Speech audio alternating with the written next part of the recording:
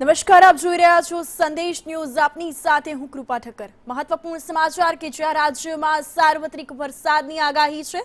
કાલે ભારેથી અતિભારે વરસાદની આગાહી હવામાન વિભાગ દ્વારા વ્યક્ત કરી દેવામાં આવી છે.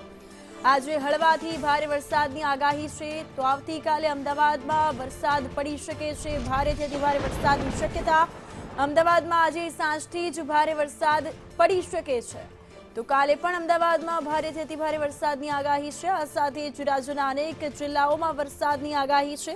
વાત કરીએ ખેડાની, પંચમહાલ, મહીસાગર, દાહોદ સહિત અનેક જિલ્લાઓમાં યલો એલર્ટ જારી કરાયું છે. તો આ તરફ વડોદરા, છોટાઉદેપુર, નર્મદા, સુરત સહિત અનેક જિલ્લાઓ, દક્ષિણના જિલ્લાઓ કે જ્યાં ઓરેન્જ એલર્ટ આપી દેવામાં આવ્યું છે. અમદાવાદ, આણંદ, ભાવનગર, ભરૂચ, સુરતમાં રેડ એલર્ટ છે. સુરતના કેટલાક ગ્રામ્ય પંથકોમાં રેડ એલર્ટ જારી કરાયું છે. તો ખેડા, ગાંધીનગર, સુરેન્દ્રનગર, રાજકોટ, અમરેલીમાં ઓરેન્જ એલર્ટ આપી દેવામાં આવ્યું છે. સૌરાષ્ટ્ર તેમજ કચ્છ અને ઉત્તર ગુજરાતમાં યલો એલર્ટ સાથે ભારે વરસાદની આગાહી હવામાન વિભાગે વ્યક્ત કરી છે. આ સાથે જ પવનની જે ગતિ છે તે 40 થી 60 કિલોમીટર પ્રતિ કલાકની રહેશે.